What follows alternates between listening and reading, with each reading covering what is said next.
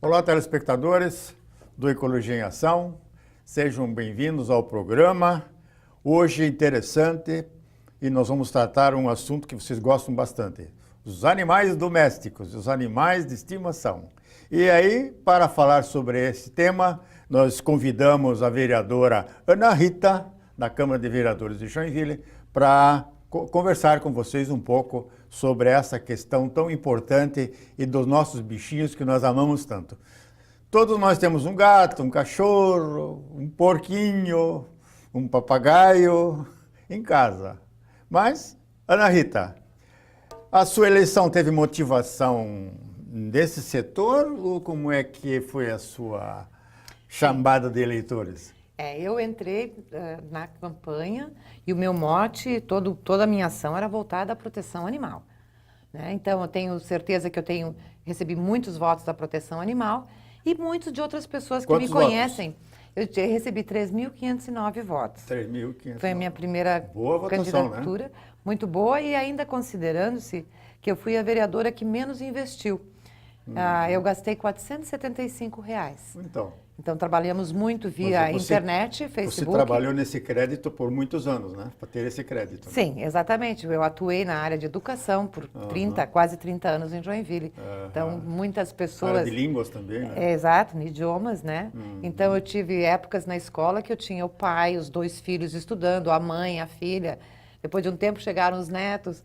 Então, bem interessante, porque foi um longo período. O seu trabalho na Câmara de Vereadores está alcançando as propostas de campanha? Sim, eu estou focando os meus projetos naquilo que eu falei que iria fazer durante a campanha. Então, já tive um projeto aprovado, que é o que proíbe o uso da tração animal no perímetro urbano de Joinville, né? E tenho vários outros que já estão andando. Também tenho alguns outros projetos que não são da causa animal, como, por exemplo, estou com um projeto em que eu peço a sinalização naquelas áreas dos rios aqui perto, que no verão as pessoas vão e acabam se afogando por não conhecer os redemoinhos que podem ter, ou quando vem aquela água rápida, que agora esqueci o nome, tem um nome, esqueci. Então, eu fiz um projeto para que haja sinalização nesses locais. Tá certo. Porque já muitas pessoas morrem ali por ano. Conte aos telespectadores como vivem nossos animais de estimação. Nossos cães, nossos gatos. Então, e tem muita gente que tem outros bichos em casa, né? Sim. Então, nós temos 2 mundos com relação aos animais de estimação. Nós temos o mundo em que a pessoa que tem os animais é o tutor, isto é, aquele que zela, que cuida, que ama o animal. Dá banho?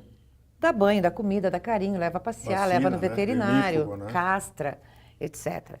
E nós temos o outro mundo, que é aquele das pessoas que exploram os animais, que não têm noção de que eles são seres sencientes, que quer dizer que eles sentem o que nós sentimos. Isso é provado cientificamente. Em 2012, teve um encontro em Cambridge, onde o Dr. Philip Lowe, ele é um neurocientista do MIT, né, dos Estados Unidos, ele e mais 19 neurocientistas, ou só cientistas, comprovaram cientificamente que os animais têm sentimentos.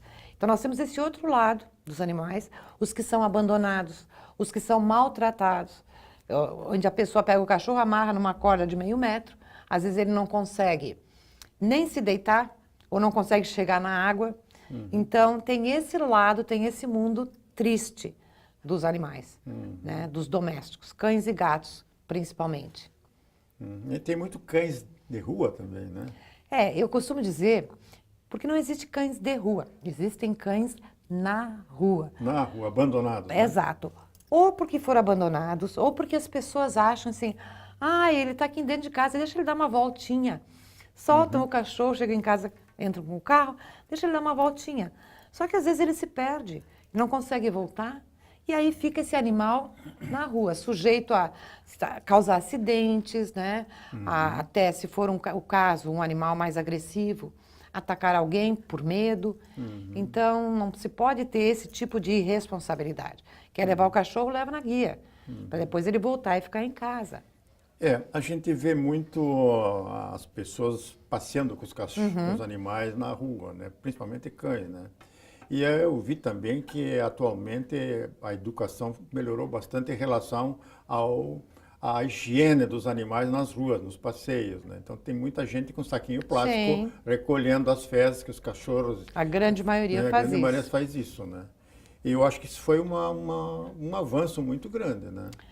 Eu acho assim, enquanto sociedade, a gente só evolui quando a gente começa a mudar certos padrões de comportamento, né? Esse é um que está mudando. Por outro lado também, hoje muita gente quer e está fazendo a castração dos seus animais, que é a única maneira que nós temos para controlar e acabar com o abandono de animais, Certo. né? É castrando os animais. Então, se nós fôssemos pegar 5 anos atrás, a grande maioria não estava nem aí, nem queria saber de castrar. Então, acho que esse tem um mérito muito grande da Frada, da ONG que eu presidi até o ano passado, porque nós, desde o começo, insistimos muito nessa questão de castração. E eu acho que a Frada tem um mérito grande nessa mudança de pensamento das pessoas com relação à castração dos animais. Eu em casa tenho 5 adotados, 3 Que gatos. ótimo. Agora, recentemente, o gato se chegou, a gente foi chamando ele, dando comida e Veio. tá folgado dentro de casa, Então, à noite, eles vão tudo para fora. Aham. E de manhã cedo já estão tudo na porta esperando a comida. Mas eu queria lhe fazer uma Pois pergunta não. que a gente nota muito nos meses de férias, final de ano. Eu moro numa região no Floresta, é uma região onde não tem muitas casas na frente da minha casa, que é um terreno bem grande e é um lugar propício para liberar animais. Então, os veranistas que não querem levar os animais para a praia, eles abandonam os animais nesses bairros mais ermos, assim, né? Sem a vista do fiscal, né? Do cidadão consciente, né? Existe alguma legislação penalizando esses proprietários, esses cuidadores de animais? Se conseguir um flagrante, né, ou uma foto, ou um filme que você pegue a placa do carro, que consiga provar o abandono, abandono é crime. Existe uma lei federal que aí ele vai responder processo, deixa de ser réu primário, etc. O grande problema é que a gente não consegue, às vezes, pegar esse flagrante. E assim, quero olhar bem para a câmera. Se você é uma dessas pessoas que eventualmente abandona animais, vou te dizer uma coisa, você é um grande covarde. Porque o animal, nós domesticamos e ele não sabe se virar sozinho. Ele não sabe comer sozinho, se ele não receber comida ou água. Então, abandonar um animal é condená-lo a uma morte lenta. E só quem é covarde faz isso. Muito bem explicado, muito obrigado. Nossos telespectadores vão gostar desse aviso, né? E vão se conscientizar, porque realmente é uma tristeza, porque o animal é muito sentimental, Dependente da gente. Muito e a carinhoso, ciência que né? eu lhe falei antes. Então ele tem saudades. Ele fica doente só pelo próprio abandono, não por, às vezes por falta de comida, né? Pela saudade, pelo o desespero. O desespero. Porque às vezes um animal que sempre Não ficou encontra mais dentro o de cuidador, casa, né? sempre dentro de casa, se vê numa rua. Para eles é terrível isso. Ana Rita, nós temos outros animais em casa, tirando os gatos e os cães, né? Agora, recentemente a gente viu que nos Estados Unidos importaram as Python de uma região erma dos Estados Unidos e elas estão nos Everglades, estão se multiplicando muito e matando pessoas. Como é que ficam essas araras, os papagaios, Os silvestres. silvestres que estão ainda aprisionados em gaiolas? Eu sei que tem pessoas que têm lagarto em casa, tem cobra, tem iguanas, tem tartarugas. O que diz a legislação com respeito a essa situação? Olha, os animais silvestres, eles todos deveriam Está né, no mato. deveriam estar no seu hábitat natural. Então, eu não entendo como às vezes tem pessoas que têm uma cobra de estimação, né? A cobra é um animal que não é um animal de convívio conosco. Porque, por exemplo, se você for tentar comparar uma cobra com um cachorro, o cachorro ele interage, o cachorro é sociável, né? Ele precisa da sociedade. Já uma cobra não tem esse tipo de interação. E deveria permanecer no hábitat natural dela. Então, eu acredito assim, se às vezes um animal desses está machucado, Então é tratado e daí se percebe que ele não pode ser reinserido na natureza, aí nós temos que fazer o melhor que podemos por esse animal. Exatamente. Agora, se ele tiver condições de ser inserido, o ideal era que a gente tivesse uma espécie de... Uma maternidade não, um hospital de mas recuperação, assim, né? um santuário, por exemplo, que é um lugar onde Sim, onde soltá-los. você solta, é um espaço amplo, mas não como na natureza, mas nesse espaço o animal seria observado, ver se ele está em condições de depois voltar e ter uma vida sozinho, né? Se reintegrar sozinho no seu meio ambiente. Então, esse seria o ideal. Esse é o mundo ideal, é o mundo pelo Não qual seria eu busco. interessante você, como vereadora especializada, encorajar a municipalidade para criar alguns criadores, algumas pessoas que possam investir e subvencionar elas para que elas façam esse trabalho de Oferecer um local? Oferecer um local para eles, uma quarentena até que eles possam ir novamente para o mato?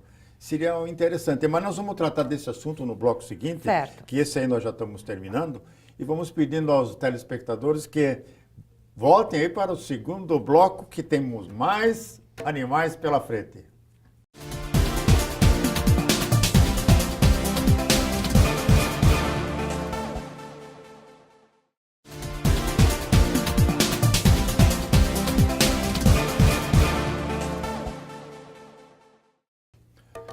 Olá, telespectadores, estamos voltando com a vereadora Ana Rita, ela que é professora também, muitos anos foi professora, uma vereadora bem votada, bem disciplinada lá na Câmara, a gente tem visto, o trabalho dela é muito bom.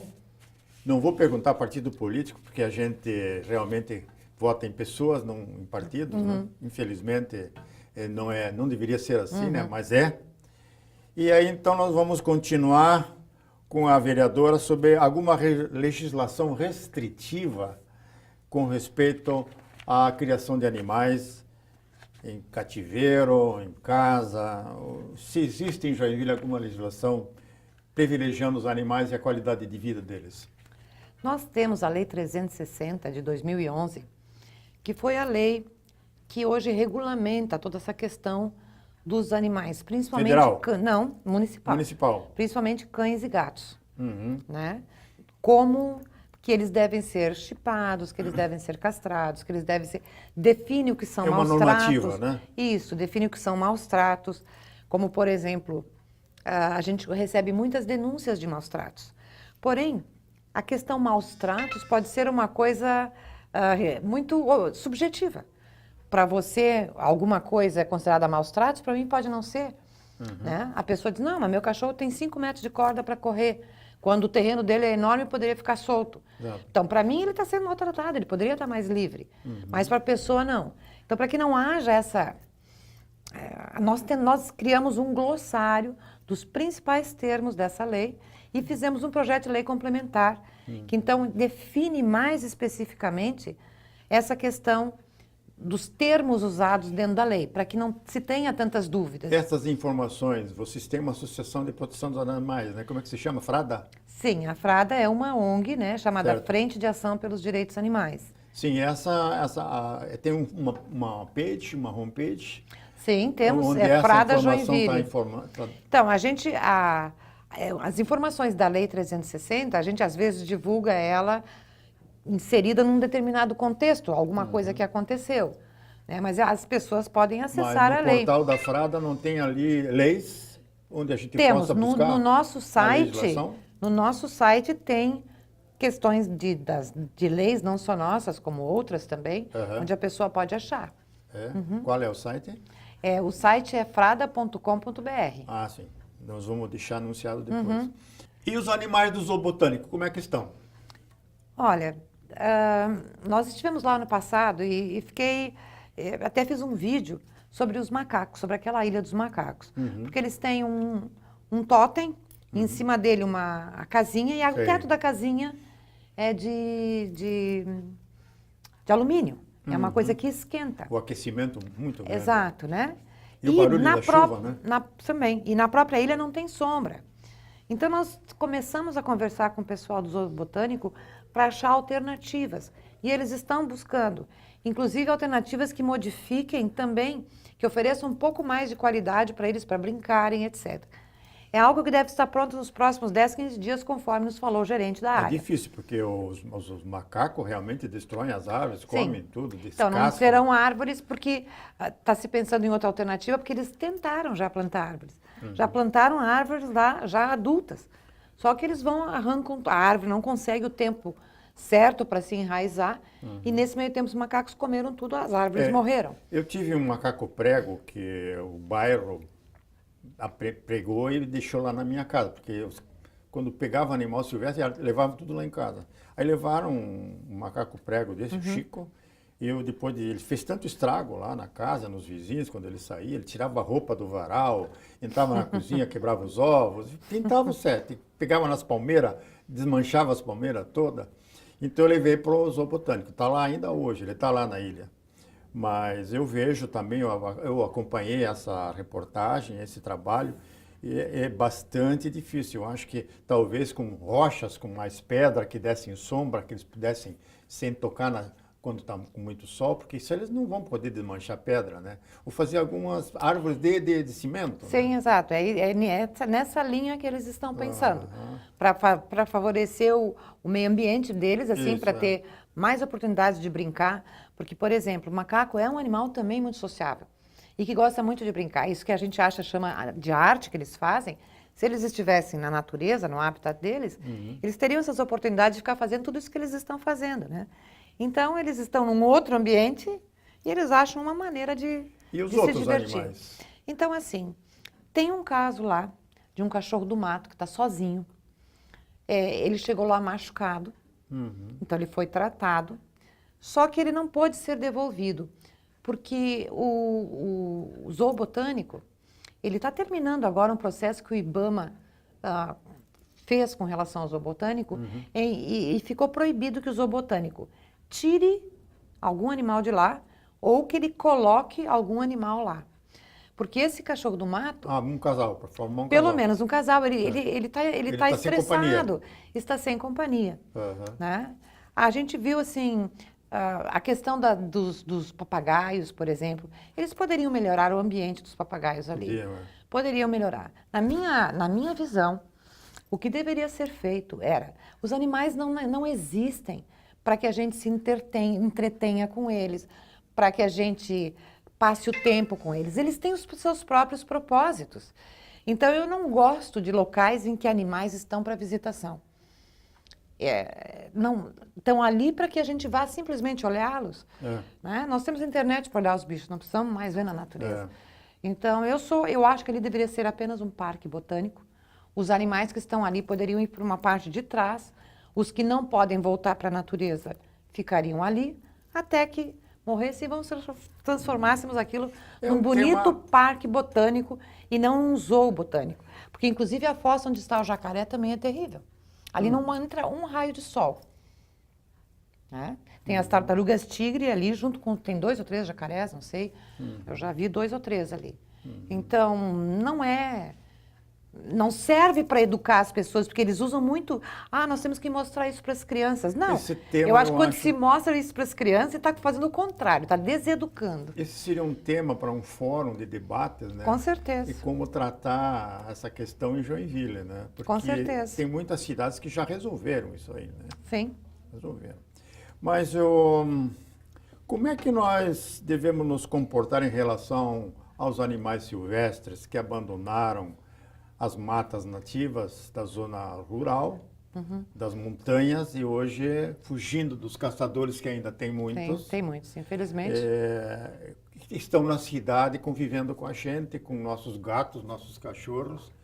Isso aí é um drama para esses animais silvestres. Então o ideal seria, eu acho, entrar em contato com a Polícia Ambiental para ver de que formas esse animal pode-se tentar reintroduzir esse animal na natureza. Para que ele volte. Não, mas ele está solto na cidade. Ele está solto? Eu moro numa rua onde tem uma área de preservação permanente de 40 mil metros quadrados. E eles saem dali. Eu tenho jacu, que está comendo palmito, que está maduro agora. Toda noite tem 6, 7 jacu.